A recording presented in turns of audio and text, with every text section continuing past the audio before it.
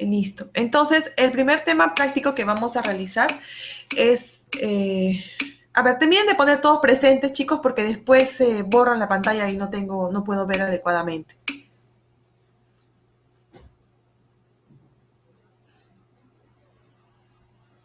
Ok, podemos empezar entonces.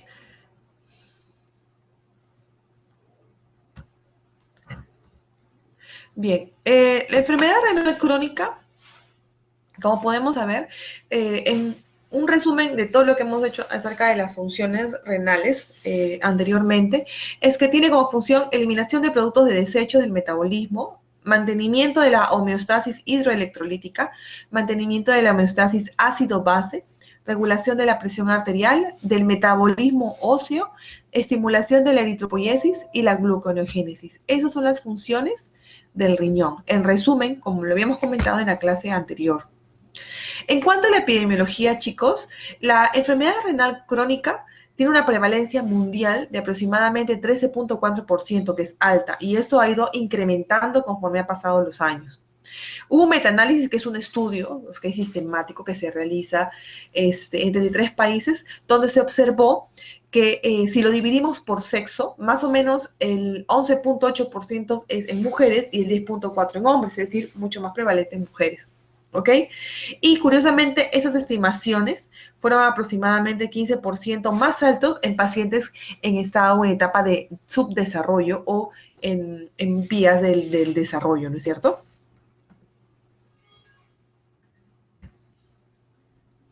Bien, actualmente, entonces sabemos que la prevalencia es 13.4% y va en aumento y es la sexta causa de muerte, ¿ok? De más rápido crecimiento a nivel mundial. ¿Ok? Se estima que 850 millones de personas en el mundo padecen de esta enfermedad por diversas causas.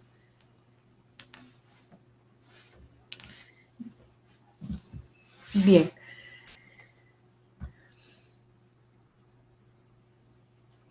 Ok, entonces, si ven este cuadro, chicos, pueden observar la prevalencia de la enfermedad renal crónica de acuerdo a todos los países que pueden observar. Acá el que más se asemeja al Perú, en teoría países sudamericanos, es Chile, donde pueden observar que la prevalencia en estadio 3 a 5 en Chile es del más o menos 12.10%. ¿Ok?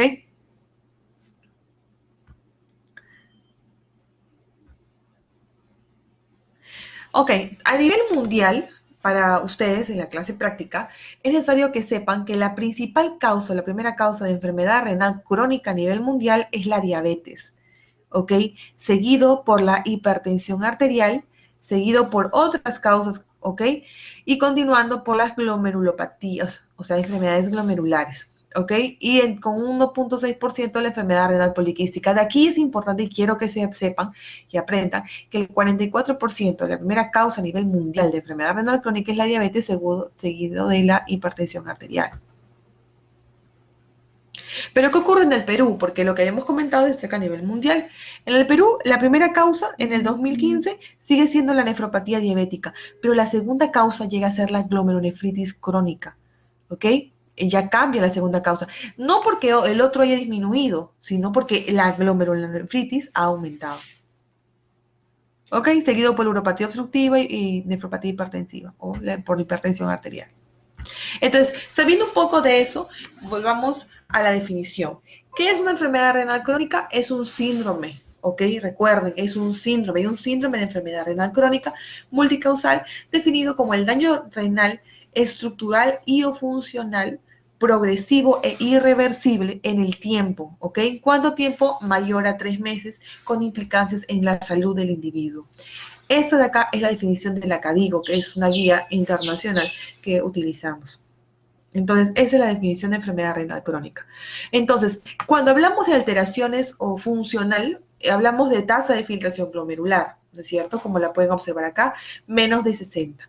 Pero cuando hablamos de alteraciones estructurales, podemos decir que, por ejemplo, esa albuminuria, ¿ok? Presenta de alteraciones en el sedimento urinario, es decir, hay, por ejemplo, hematuria o cilindros hemáticos, ¿ok? Cilindros serios o granulosos. Alteraciones electrolíticas, ¿ok? Alteraciones estructurales histológicas, o sea, alteraciones en los podocitos, alteraciones en el diafragma, alteraciones estructurales en prueba de imagen, por ejemplo, en un paciente que tiene quistes, en un paciente que tiene cáncer, en un paciente que tiene hipoplasia renal, ¿ok? Y el trasplante renal también está dentro de las características de enfermedad renal crónica, de alteración estructural. Esto, como le comentaba, ¿no? Conforme pasa el tiempo, la incidencia de enfermedad renal crónica va aumentando, hasta ahora es 13.4%. Y si lo dividimos acá en cuanto a la prevalencia mundial, podemos observar, miren chicos, que aproximadamente un 12% es a nivel de Latinoamérica, América del Norte un 11%, y en Europa va desde el 8%, 7% hasta el 12%. Ok, ¿cuál es el impacto? Bueno, sabemos obviamente que se estima de que es la decimosegunda causa, en el 2002 se estimó que era la decimosegunda causa de mortalidad a nivel mundial, ok, y la decimoséptima causa de discapacidad ajustada por años de edad.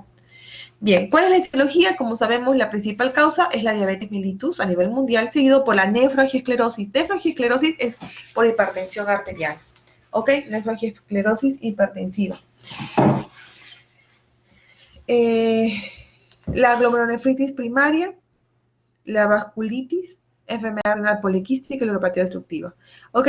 ¿Y cuáles son las causas infrecuentes? Alteraciones en el metabolismo, por ejemplo, nefritis, o sea, una alteración también a nivel nefritis túbulo intersticial, por ejemplo, ¿no?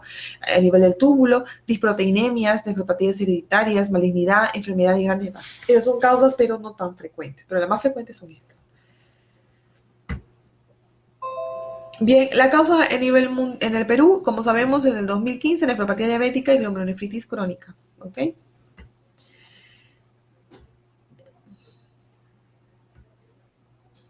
Bien, ¿cuál es la fisiopatología de la enfermedad renal crónica? Esta es sencilla.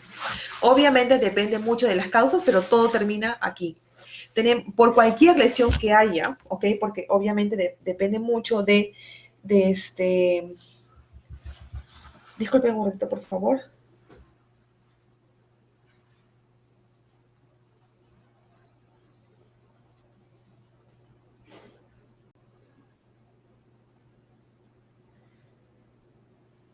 Entonces, todo termina en esto, ¿no? Una disminución del número de nefronas funcionantes. Esta disminución de las nefronas genera que haya una hipertrofia glomerular de las nefronas que quedan, ¿ok? Para que puedan realizar esa función. Hay una síntesis de factores de crecimiento, factores fibrogénicos y proinflamatorios. Y hay una vasodilatación glomerular. ¿Cuál es el objetivo de esta vasodilatación glomerular? Que haya un aumento de flujo plasmático por las nefronas para que mantengan una adecuada presión intraglomerular y por ende, o sea, hay una vasodilatación preglomerular, ¿no es cierto? Con la finalidad de que haya una adecuada filtración glomerular, porque lo que se busca al final es que mantenga una función, y la función es mantener una tasa de filtración glomerular para que pueda haber orina, ¿no es cierto? Ok, y eliminar los productos de desecho y cumplir con todas las funciones anteriormente mencionadas. Pero este aumento de flujo provoca un aumento de la presión intraglomerular. Este aumento de la presión intraglomerular daña de manera muy impactante en el riñón, y esto genera la proteinuria. De lo que no se podía filtrar, se llega a filtrar. ¿Ok? La proteinuria, que como habíamos comentado en la clase práctica, en la clase teórica, no debería haber proteinuria porque la barrera de filtración ayuda a que la albúmina, que tiene gran peso molecular, no se filtre. ¿Ok? Y esa hipertrofia de esta hipertrofia glomerular y esta generación de síntesis de factores de crecimiento, esto va a generar glomerulosclerosis. Y al final, esto de manera progresiva genera la enfermedad renal crónica. ¿Ok? Las causas son diferentes, pero terminan en ese cuadro. ¿Cuáles son los factores de riesgo? Obviamente pacientes con diabetes mellitus. No todos los pacientes con diabetes mellitus generan enfermedad renal crónica, aproximadamente un 40-60%, que es bastante. Hipertensión arterial igual, obesidad, enfermedades autoinmunes, infecciones sistémicas, las infecciones urinarias a repetición también generan enfermedad renal crónica. La urolitiasis, la uropatía obstructiva, chicos, la neoplasia, todo esto va a generar historia familiar, por ejemplo, la enfermedad renal poliquística, que es netamente ¿cómo se llama? Hereditario. Entonces, eso también genera enfermedad renal crónica. Es por eso cuando ustedes estén en su práctica clínica, pregunten por estos antecedentes importantes para que puedan, de acuerdo de ello, a partir de ello hacer un screening para diagnosticar enfermedad renal crónica o un daño prerrenal, o sea, antes de que llegue a un diagnóstico de enfermedad renal crónica. ¿Ok? Y sociodemográficos, la ancianidad, obviamente una persona con, o sea, a partir de los 40 años va disminuyendo la tasa de filtración glomerular. ¿Ok? 10 por cada 10 años va disminuyendo la tasa de filtración glomerular, 10 puntos, ¿no? ¿Ok? Por cada 10 años. Entonces, un paciente pasado los 40 años, ya la función renal va disminuyendo, ¿ok? Y llega inclusive a estar menos de 60. Por eso que se dice que también es dentro, o sea, dentro del diagnóstico de enfermedad renal crónica. Pero es una enfermedad renal crónica por la edad, ojo, no por las alteraciones patológicas, porque todo se llega a gastar, todos los órganos. ¿Ok? La raza, los afroamericanos, indígenas americanos o latinos tienen más propensión a hacer, o son más propensos a hacer enfermedades renal crónicas, bajo nivel socioeconómico, como lo habíamos comentado anteriormente en la epidemiología, y bajo nivel educativo. ¿Ok? ¿Cuáles son los factores que nos ayudan o nos indican que esta enfermedad va a progresar rápidamente? Bueno, primero, la causa de enfermedad renal crónica, por ejemplo, la enfermedad renal poliquística. Niveles de tasa de filtración glomerular al momento del diagnóstico. Niveles de albuminuria, que está muy relacionado con la progresión y la alteración cardiovascular. La edad, el sexo, la raza, la dislipidemia, el tabaquismo, la obesidad, todo lo que genera daño endotelial, ¿ok? Puede ayudar a que progrese más rápido la enfermedad renal crónica. Entonces, ¿cuál es el curso evolutivo? Tenemos acá una población normal como nosotros, ¿no es cierto? A esa población normal como nosotros, o sea, individuos, se le añade un factor de riesgo, como por ejemplo la diabetes mellitus. ¿Ok? ¿Existen factores que favorecen a la evolución del daño renal? Sí, por ejemplo, un paciente con diabetes mellitus que es obeso o que no se controla la glicemia o no se controla la presión. ¿Ok? Y eso genera un curso evolutivo de daño. De pronto el paciente tuvo una enfermedad renal crónica por ese factor y de pronto hizo un problema agudo. Entonces tiene una injuria renal aguda que también favorece a que evolucione mucho más rápido la enfermedad renal crónica de base que tuvo, ¿ok? Y ese paciente puede terminar en diálisis, ¿ok? Luego de la diálisis puede ir a un trasplante renal, que el trasplante puede ser exitoso, pero de pronto hay un rechazo del injerto y llegar otra vez a una enfermedad renal crónica y otra vez volver a diálisis. Esto es el curso evolutivo de la enfermedad renal crónica. Ok, entonces, ¿cuáles son los estadiajes según la CADIGO? Tenemos, por ejemplo, del G1 hasta el G5. Ok, G1 cuando la tasa de filtración es más de 90, G2 más de 60 a 90, G3 de 45 a 59, de 30 a 44. De aquí es importante, lo clasifican en tasa de filtración glomerular y el daño estructural, que es albuminuria, ¿no es cierto? Menos de 300, de 30 a 300. Lo ideal es que, ahora el término es albuminuria. El organismo puede eliminar albúmina, sí, menos de 30 miligramos. Más de eso ya está alterado. Por eso es que se dice que normal o ligeramente elevado, menos de 30. ¿Ok? De 30 a 300 o más de 300 ya es elevado. Generalmente más de 30 ya es albuminuria y es un diagnóstico de un daño estructural, chicos.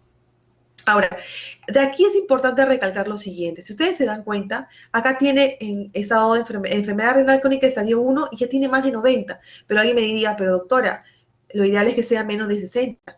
Exactamente, el diagnóstico de enfermedad renal crónica es menos de 60. ¿Pero por qué acá hay 90? Porque un paciente puede tener una tasa de filtración glomerular más de 60 y tener un daño estructural y ser enfermedad renal crónica.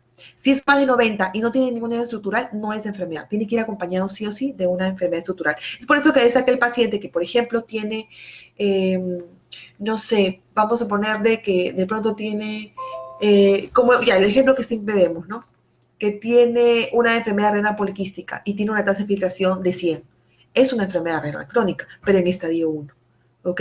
¿Por qué es una enfermedad renal crónica? Porque a pesar de que tiene una tasa de filtración más de 60, que es el que 100, tiene un daño estructural, que es en el caso de la enfermedad renal poliquística. Igual ocurre en trasplantes o en una hipoplasia renal. ¿Cuál es el cuadro clínico laboratorial? Bueno, la historia natural, como ya lo habíamos comentado anteriormente, tenemos cuadro clínico, entonces ya hemos visto el diagnóstico, ahora vemos el cuadro clínico. ¿Cuál es el cuadro clínico? Puede ser clínico generales, ¿no? Es aquel paciente que tiene fatiga, letargia, debilidad, baja de peso. En la piel vamos a encontrar prurito, palidez, decoloración, todo esto es lo que van a ver ustedes en la inspección. Cardiovasculares, disnea de esfuerzo, edema, hipotensión, hipertensión arterial por la sobrecarga hídrica. Gastrointestinales, el paciente que ya no quiere comer, el paciente que está hiporéxico, náuseas, dispepsias. Neuromusculares, cefalea, disminución de la concentración, parestesias, calambres, ¿no?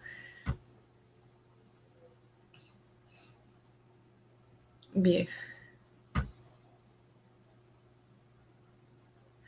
Bien, neuromusculares, ¿no? Como ya hemos comentado anteriormente. Bien, adelgazamiento, ya hemos visto. Hallazgos en el laboratorio, aumento de la urecreatinina, obviamente. Vamos a ver una disminución por ende de tasa de filtración glomerular, acidosis metabólica, alteraciones ácido-base, alteraciones hidroelectrolíticas, alteraciones de calcio y fósforo, de la hemoglobina. Todo esto es lo que podemos observar de acuerdo a las funciones que habíamos comentado. ¿Cuál es el manejo de la enfermedad renal crónica? La siguiente. Si es un paciente que está normal, por favor, importante para ustedes es la prevención primaria, hacer un despistaje de lo que puede, los factores de riesgo, por ejemplo, si es diabético, hipertenso, hacerle seguimiento anualmente con microalbuminuria, que es lo que se tiene que realizar, y una depuración de creatinina. ¿Ok? Antecedentes diabetes, hipertensión arterial, antecedentes familiares de nefropatía, evaluarlos. Si el riesgo es aumentado, entonces, si el riesgo es aumentado, tenemos que reducir los riesgos. Si, por ejemplo, es hipertenso, controlar la presión arterial para evitar la hipertensión glomerular. Si es diabético, controlar la glicemia. Y despistaje, obviamente, de enfermedad renal crónica con creatinina y proteinuria o microalbuminuria, que es lo que se tiene que realizar. Si el paciente ya tiene un daño renal, pues diagnóstico y tratamiento adecuado, tratar las condiciones y las comorbilidades y enlentecer la progresión. Nuestro objetivo es que, chicos, si es que el riñón se dañó, se dañó. No hay forma de regresar, por eso es una enfermedad irreversible. Lo que hacemos es de que si diagnosticamos enfermedad renal crónica con los factores de riesgo identificados, tenemos que evitar la progresión rápida. ¿Ok? ¿Y cómo lo evitamos? Con la dieta, mejorando la hipertensión, por ende mejoramos la proteinuria, o mejorando los deberes méritos, que por ende mejoramos la proteinuria, como lo habíamos visto anteriormente. Si una disminución de la tasa de filtración glomerular y ya no se puede hacer nada, pues estimación de la progresión, ¿no es cierto? Tratar las complicaciones que puede tener el paciente y la preparación para la terapia de reemplazo renal. Y si es una falla renal, pues la diálisis o el trasplante renal. Prevención primaria, importante para ustedes. Ok, ¿cuál es el manejo del paciente que disminuyó la tasa de filtración glomerular? De acuerdo al estadio, se van a encontrar alteraciones. Por ejemplo, va a haber alteraciones también en la anemia, por ejemplo, trastornos de mineral óseo, ok, hay que ver un control de calcio, fósforo, de BTH, suplemento de calcio y vitamina D, quelante de fósforo, todo eso es lo que vamos a hacer ya en el nefrólogo. ¿Y cuál es el manejo? Bueno, controlar los factores de riesgo que habíamos comentado. Bien, si el paciente llega y ya tiene una tasa de filtración glomerular menos de 15, se indica que menos de 30 hay que ir preparándolo para diálisis y menos de 15 debería ingresar, pero hay estudios en los cuales dicen no, tranquilamente puede ser una tasa de filtración más de 10 y observarlo y solo ingresarlo cuando tenga algún tipo de complicaciones, ¿no? Bueno, hay que crear un acceso para diálisis. Aquí tenemos los catéteres que puede ser la fístula arterial, que es esta unión de la arteria y de la vena, puede ser también mediante catéteres, que pueden ser temporales o permanentes, o también puede ser por acceso peritoneal, que es un catéter que se pone en el abdomen para realizar la diálisis de esa manera. Ok, no dejemos de lado el soporte familiar, el soporte psicológico. Un paciente que ingresa a diálisis tiene un gran problema o carga psicológica porque es un paciente que va a estar conectado a la máquina si no se ha trasplantado y lamentablemente en el Perú no tenemos mucha cultura de trasplante. Es un paciente que va a estar todos los días, si es de diálisis peritoneal, o 3 veces por semana, acudiendo a un centro de salud, a un hospital o a una clínica para dializarse. Es una alteración psicológica muy grande porque el cambio de estilo de vida es un cambio radical. Entonces es importante el soporte familiar, también ir de la mano por una psicóloga, ¿no es cierto? Psicológico y familiar es importantísimo, ¿no? Soporte laboral, son pacientes que de pronto eran activos y ya no pueden ser completamente activos. Si bien es cierto, la diálisis no impide que puedas trabajar, pero no es lo mismo trabajar una persona sana que trabajar aquella persona que trabaje 3 veces por semana, ¿no es cierto? O de pronto, tenga algunas limitaciones, ¿ok? En el trabajo. Bien.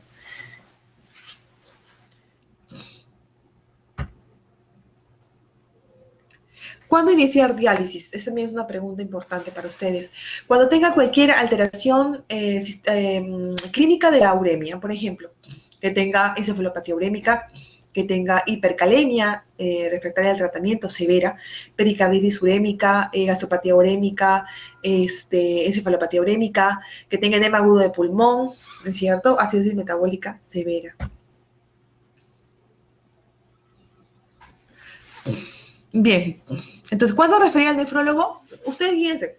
Se refiere al nefrólogo en pacientes que tienen, como habíamos visto, el estadio G1 hasta el G5 en G3B. Cuando hay el estadio G3B, se debe referir al nefrólogo. ¿Por qué? Porque se ha visto que a partir de ese estadio aumenta la mortalidad y segundo, que se muestran más complicaciones de la enfermedad renal crónica que debería ser visto por este.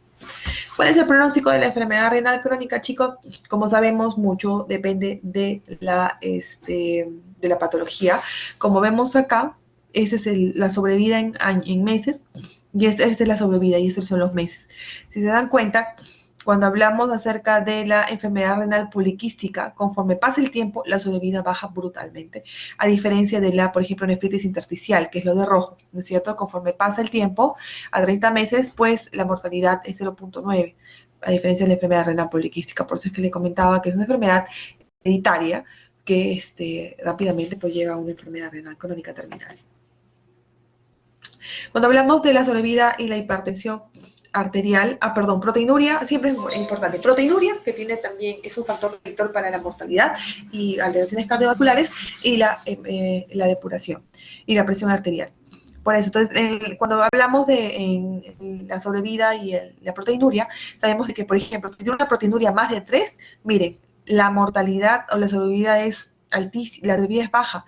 Conforme aumenta la proteinuria, mira la sobrevida. Va bajando 18 meses, 19 meses, hasta 20, más o menos meses. En cambio, si es que la proteinuria es menos de 1, como pueden observar acá, ¿ok? Miren, se dan cuenta que va aumentando el tiempo, ¿no es cierto? La sobrevida es mucho mayor. Igual ocurre con la hipertensión arterial. La hipertensión arterial lo mismo, cuando la presión arterial está controlada es menos de 110, en realidad menos de 120, 80, ok, la sobrevida es mucho mayor. A diferencia de cuando tienes una presión elevada, ¿no es cierto? Que la sobrevida va disminuyendo. Bien, ¿alguna pregunta? Espero que les haya servido esta clase, es una clase de práctica. No sé si tienen alguna pregunta, chicos, por ahí.